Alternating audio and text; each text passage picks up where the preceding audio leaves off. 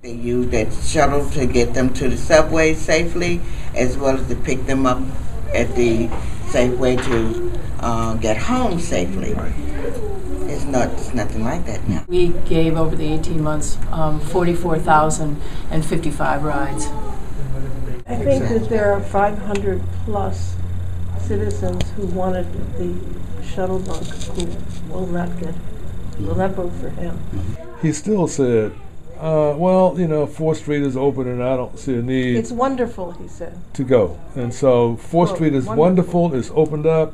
I don't see a need for that bus. At a minimum, he should have at least asked, well, what's been the ridership? What's been the need? We went in and met with him in January, and we kept up with him, and then after that, he wouldn't communicate with him. But at meetings, he never asked how the Shuttle-Bug was functioning, whether people were using it. Exactly. People would try to tell him.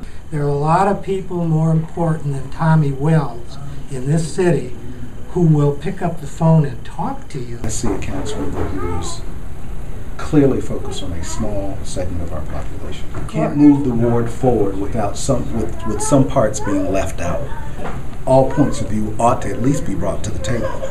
We may not all agree, but at least let's all have the conversation. You know what your job is supposed to be. If you do the job, you get reelected. If you don't do the job, you shouldn't get reelected. That's exactly right. I believe he shouldn't get reelected. The lack of tact dealing with us is a problem. You cannot represent me if I can't talk to you. One of the responsibilities I had when I was in the mayor's office was to run the citizen summits. We came to the neighborhoods where we engaged everybody and asked them what they wanted.